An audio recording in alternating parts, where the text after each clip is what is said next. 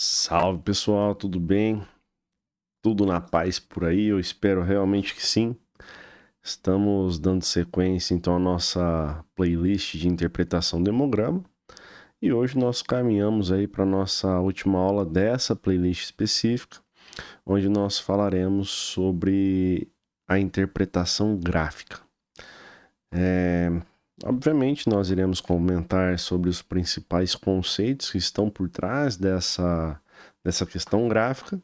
E vale salientar, é muito óbvio, mas que esses gráficos eles vêm então da parte de automatização do nosso hemograma, né? Esses gráficos eles surgem da automação, então são a partir de equipamentos que nós conseguimos lidar então com esses gráficos.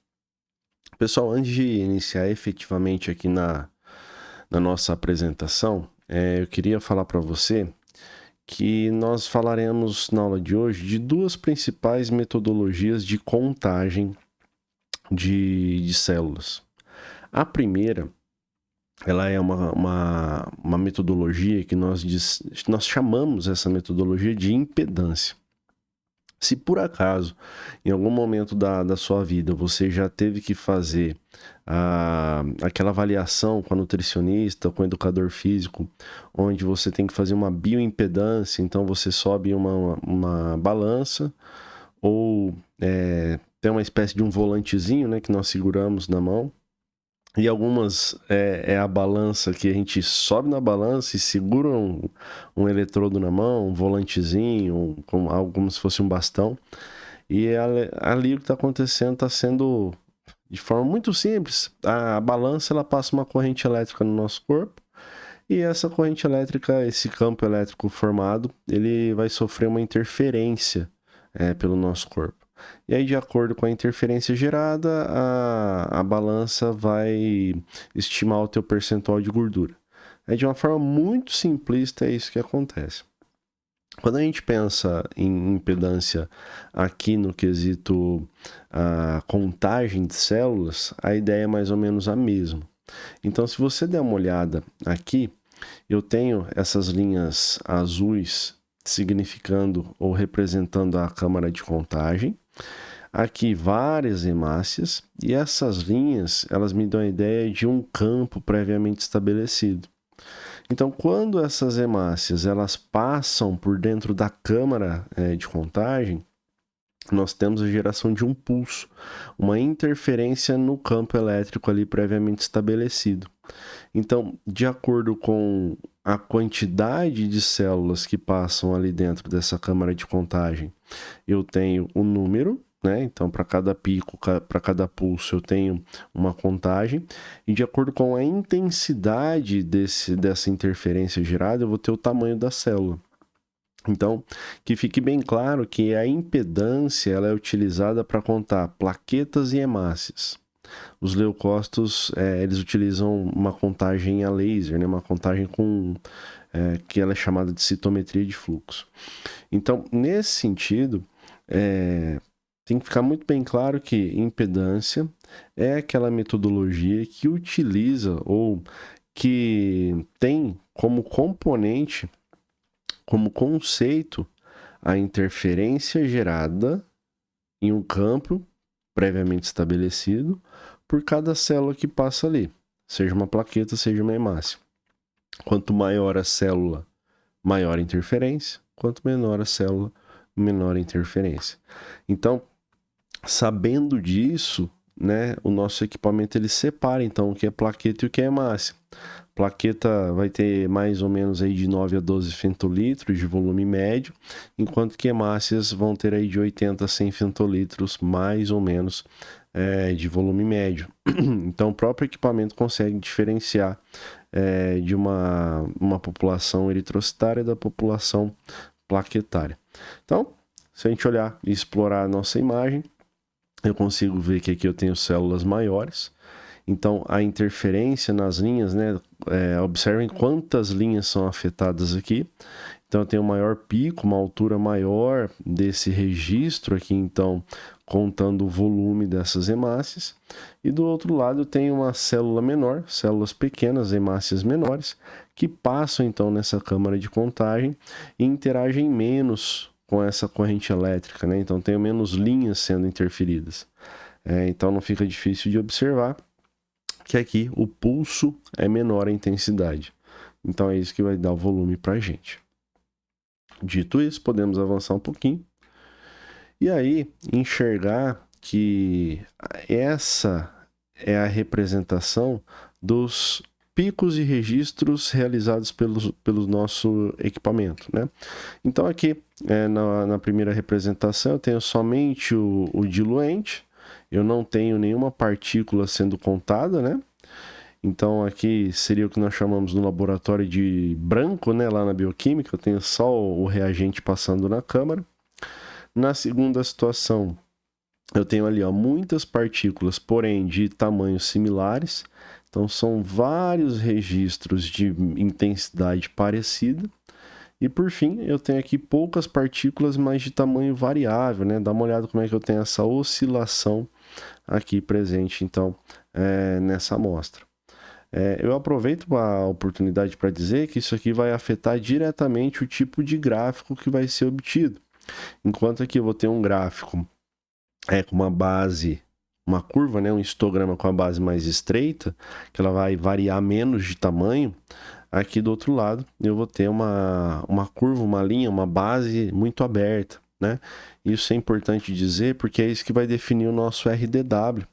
Então, o RDW eu consigo observar na execução, no desenho do histograma, né, que é o gráfico de linha, que você já vai ver, quanto maior a abertura da base, maior é o RDW, maior a anisocitose.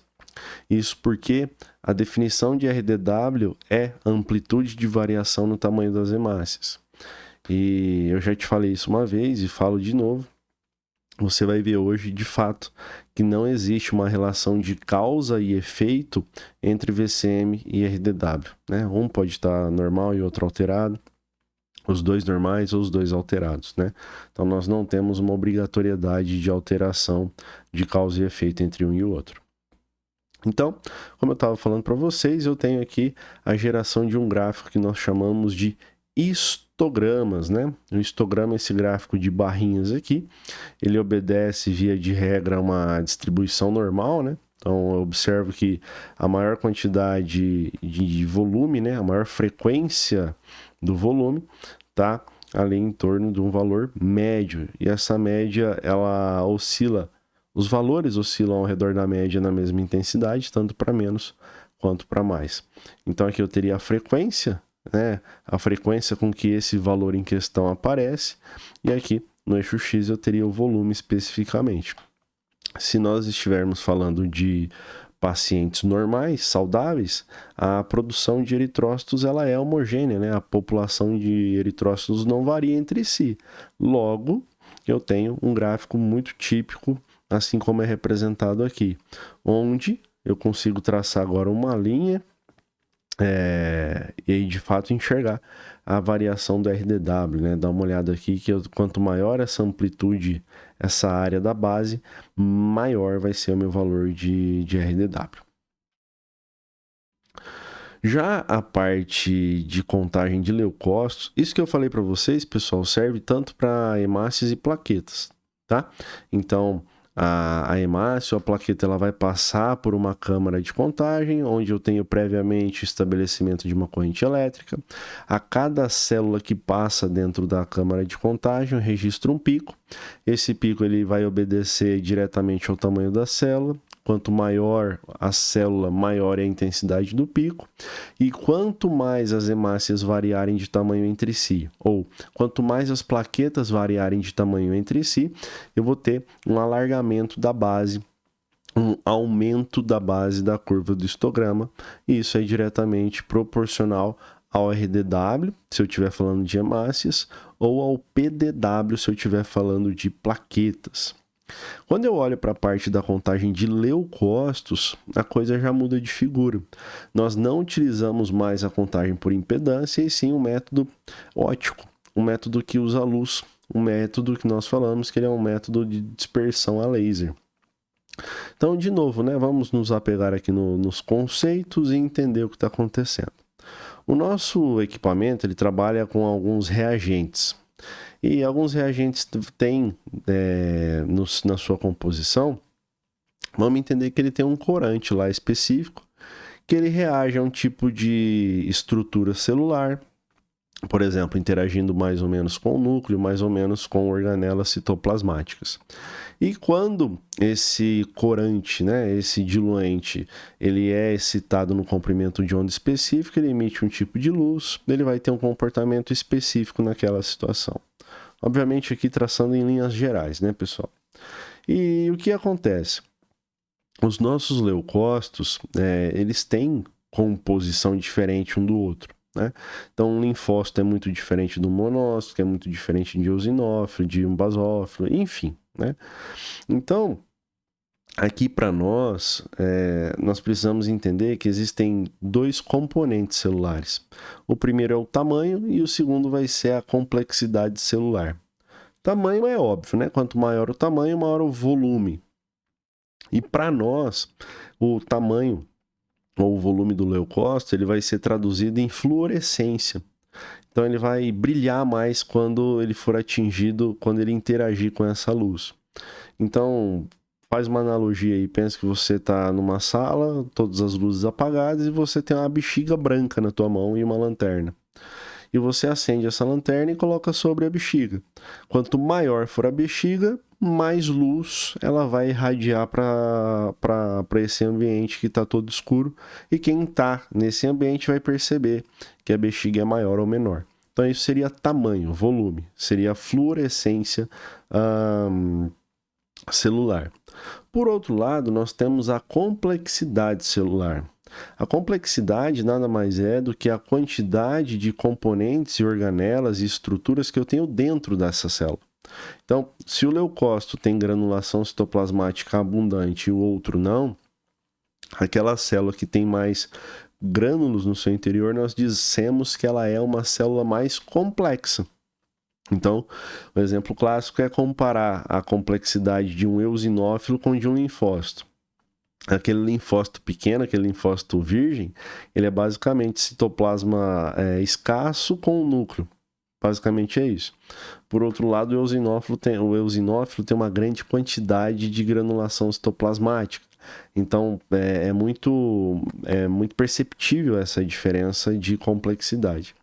E se a gente voltar, por exemplo, da bexiga, e eu colocar um monte de coisa dentro dessa bexiga, começar a colocar bexigas menores, colocar pedaço de papel rasgado, enfim, pegar tampa de caneta e colocar ali dentro, e começar a colocar muita coisa ali dentro, a hora que eu jogar a lanterna que tinha mostrado pra gente o tamanho, né, da célula, agora se eu colocar a lanterna ali, a luz da lanterna vai interagir com muita coisa ali dentro até ela passar para o outro lado e atingir, por exemplo, a parede ou os olhos de uma pessoa que esteja observando essa situação. Então, como a luz ela interage mais, ela desvia mais, ela dispersa mais. E se você olhar aqui na imagem, é exatamente isso que esses sensores de fluorescência 1, 2, o sensor de desvio lateral, sensor de fluorescência lateral, enfim, as siglas estão aqui para vocês, né? O SC ele vem de scatter, né? SSC, Side Scatter, que de inglês seria o desvio lateral, né? Dispersão lateral da luz. O FSC vem de Fluorescence Scatter, então seria o desvio para fluorescência, o tamanho, né? Então, quando eu correlaciono essas duas informações, essas duas variáveis de tamanho e complexidade, onde as células vão ter maior ou menor tamanho e maior ou menor complexidade, eu consigo então fazer a identificação dos tipos celulares ali presentes e, além disso, lembrar que eu tenho aquele reagente, aquele diluente que vai estar presente também fazendo parte da análise em questão. Deixa eu te mostrar aqui, tem uma imagem bacana, olha só. A dispersão frontal, então eu teria aqui a representação do que seria o volume da célula, né? E aí aqui a dispersão lateral mostrando a complexidade interna. Então, nós temos a alocação, a disposição de sensores ao redor da câmara com graus específicos. Então, tem um sensor que fica 0 grau, um 45, um 90. Então, de acordo com a posição do sensor e a intensidade ou a interação da célula com a luz, eu vou ter um tipo celular específico. É como se fosse um RG, um CPF dessa célula, onde, por exemplo, os neutrófilos segmentados, eles sempre se comportam da mesma forma. Em relação aos eosinófilos, a mesma coisa e assim por diante. Então, diante dessa análise, né, que ela leva em consideração a luz, um feixe de laser interagindo com a célula, eu consigo identificar ela num tipo celular específico. Então, essa metodologia nós chamamos de citometria de fluxo, né? Onde eu tenho um fluxo, ou seja, um movimento, e eu vou conseguir analisar, medir as células, né? Então, daí vem o nome. Metodologia bastante bacana, inclusive é utilizada para identificação de tipos celulares em leucemias. Mas lá a gente vai, não só em leucemia, né? Mas na confirmação de tipos celulares específicos, onde lá nós temos a citometria de fluxo com imunofenotipagem, né? Ou imunofenotipagem por citometria de fluxo. Enfim, nessa situação teria a luz interagindo com um corante previamente associado, acoplado a um anticorpo, que nós chamamos de sonda. Então eu compro essa sonda e esse anticorpo específico vai elucidar ou não a presença de alguma estrutura em uma célula neoplásica, ou enfim, um tumor, uma leucemia e assim por diante. Então, esse comportamento da célula em relação à luz é algo que a gente utiliza bastante no dia a dia dentro do laboratório de análises clínicas. Então, aqui de novo, né, é a mesma representação. Então, eu tenho aqui o sensor de fluorescência. Então, eu tenho a fonte de luz que interage com uma célula, isso é captado por um sensor. E aqui ao lado eu tenho o sensor de desvio lateral. Então, quando nós casamos essas duas informações, nós chegamos então na identificação dos subtipos ou tipos celulares e conseguimos montar um gráfico desse aqui. Eu vou passar para te mostrar essa situação aqui. Isso aqui é um gráfico de hemograma propriamente dito. Então, do lado esquerdo eu tenho dois gráficos de hemácias e do lado direito dois gráficos de plaquetas, mas ambos, né, todos os quatro gráficos aqui você percebe são gráficos de linha, então são os nossos histogramas que nós vimos ali no começo da nossa aula. E a representação aqui traz, ó, eu tenho dois picos nesse primeiro gráfico. RBC você já sabe, você já aprendeu que isso aqui significa Red Blood Cells. Então, isso aqui são as hemácias. E aqui eu consigo observar que existe uma área da base bem larga, então indicando uma anisocitose. E além disso, eu tenho dois picos. Nós dissemos que esse gráfico em M ou corcova de camelo, ele ilustra, na verdade, uma população eritrocitária bem definida, dupla, na verdade, né? Então tem uma dupla população eritrocitária bem definida. Ou seja, as hemácias elas estão separadas em volume. Isso é importante entender. Por exemplo, acontece em um paciente com anemia ferropriva que entrou em tratamento. Então, essa primeira população ela é microcítica e essa aqui seria normocítica, no nosso caso, né? Que eu estou dando de exemplo para vocês. Aqui eu não tenho número na legenda, então eu não consigo dizer de fato se é micro, normo ou macrocítica. Mas no exemplo do paciente com anemia ferropriva em tratamento, aqui eu tenho uma população microcítica e aqui uma população normocítica. Então, a partir do momento que o paciente ele começa a fazer o tratamento para reposição de ferro, se for isso o que está sendo feito, né, um acompanhamento com nutricionista, enfim, a partir do dia que ele começou a fazer o tratamento, as hemácias vão, naquela semana ali, já serem fabricadas, sintetizadas num contexto de acesso normal de ferro. Porém, até aquele momento ele estava produzindo hemácias microcíticas, porque não tinha ferro para fabricar ou sintetizar moléculas de hemoglobina. Então, essas hemácias microcíticas, elas vão coexistir por um tempo, no máximo aí 4 meses, 120 dias, com hemácias de tamanho normal. Então eu teria as duas populações ao mesmo tempo. Óbvio que oscilando de intensidade, frequência ali no eixo Y, mas você entendeu o que eu quis dizer, né? Por outro lado, aqui embaixo eu tenho então uma população eritrocitária bem definida, uma única população bem definida, e você pode olhar que a área da base aqui ela é bem mais estreita do que ali em cima, indicando que eu não tenho um RDW alterado ou uma anisocitose. Quando nós olhamos então para a parte de plaquetas e comparamos os dois gráficos, eu consigo observar que a distribuição aqui embaixo ela está normal em relação ali em cima, né? Então aqui o gráfico de plaquetas eu tenho um pico bem marcado no meio e ele desce aqui, então não tenho grandes variações. Já aqui nesse gráfico eu tenho uma emenda, né? Aqui é um segundo pico marcado. O que pode ter mostrando aqui pra gente que eu tenho agregado plaquetário, que a amostra não foi colhida de maneira adequada e foi formado trombo dentro do tubo, pode ser quadro de coagulação intravascular disseminada, tudo isso a gente já conversou no último vídeo sobre plaquetograma, né? Então, basicamente é isso, pessoal. Aqui hoje não é ficar falando sobre as doenças em si, mas o que esses gráficos e essas curvas representam. E quando nós olhamos agora para a parte de leucócitos, eu tenho aqui no eixo Y a fluorescência, o tamanho dos leucócitos, e no eixo X o desvio lateral. Então, olha só, tem muita coisa sendo mostrada aqui para nós. Vamos dar uma olhada primeiro no que é normal, né? Essa zona azul aqui, chamada de ghost ou zona fantasma, ela é uma zona de debris celulares. Então, nós temos ali um dos reagentes vai fazer lise de algumas células, vai romper células e isso aí é detectado pelo nosso contador. Então, ghost é literalmente fantasma, não significa nada nesse primeiro momento.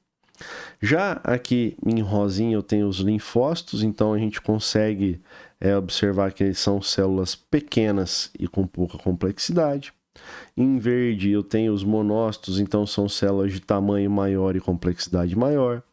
Neutrófilos e basófilos aqui contados juntos, né? Nesse azul clarinho aqui são células mais complexas e a célula mais complexa de todas eu teria o eosinófilo.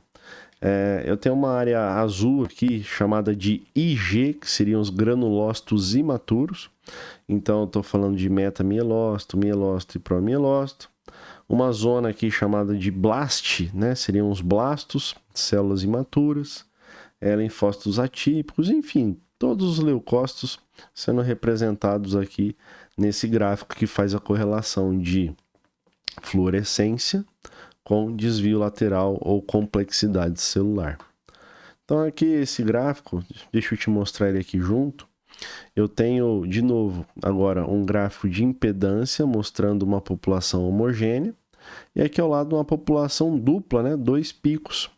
E se a gente der uma olhada aqui no hemograma, na verdade na lâmina do eritrograma, a gente consegue observar que existe uma grande variação, uma amplitude de variação no tamanho das hemácias, né?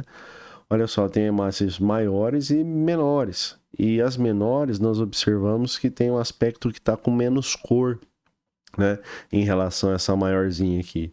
Então, menos cor para nós dissemos que é uma hipocromia, pouca cor, o que é típico de pacientes na anemia ferropriva, né? Então, é um típico achado daquele paciente que está em tratamento para doença. Observa-se então o aparecimento dessa população secundária aqui, e aí na lâmina, obviamente, nós temos que constatar isso também, né? Para caminhar para o final da nossa aula, eu deixei aqui um gráfico para mostrar para vocês que não existe uma relação de causa e efeito, estou falando bastante isso, nas alterações de VCM e RDW. Aqui ilustrado como VGM, né? Aqui, volume globular médio, o que pode ser também VCM, volume corpuscular, é a mesma coisa. Então aqui eu tenho a frequência no eixo Y e aqui no eixo X o volume. Então aqui em verde eu tenho uma população de tamanho normal, então o meu VCM, o VGM está normal e o RDW também está normal.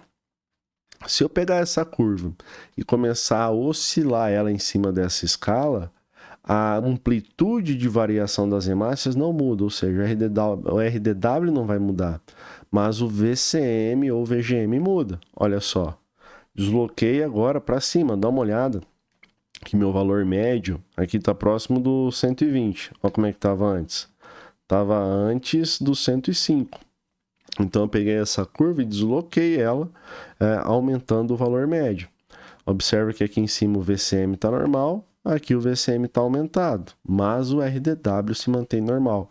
Ou seja, não houve a abertura para mudar essa amplitude de variação e, consequentemente, apresentar anisocitose e aumentar esse RDW. Se eu fizer o contrário, a lógica se mantém.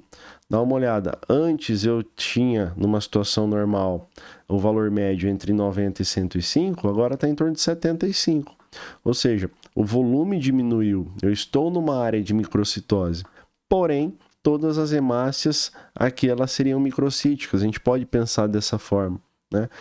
Então, se a população eritrocitária ela for homogênea, seja microcítica, normocítica ou macrocítica, independente da situação, eu tenho RDW normal, eu não tenho anisocitose. Então, tá aqui as 3 curvas que nós vimos agora. Eu tenho paciente com VCM baixo, ou com VCM normal, e com VCM alto. Como as curvas são iguais e nós já vimos que o RDW está normal, nenhuma dessas 3 curvas apresentará anisocitose. Porém, as 3 têm volume corpuscular médio ou volume globular médio diferentes entre si. O meu VCM da curva vermelha seria em torno de 75, o VCM da curva normal aqui em torno de 95 e o VCM da curva verde ali em torno de talvez 115, né? Alguma coisa assim. Então, é isso, pessoal. Espero realmente que tenha feito sentido para você. Já se inscreve no canal, curte o vídeo, comenta aí o que você achou, se aprendeu alguma coisa nova. E envia esse vídeo para alguém que você tem certeza que está precisando estudar a parte gráfica do hemograma. Por isso, eu te agradeço e espero você no próximo. Valeu, falou, tchau, tchau.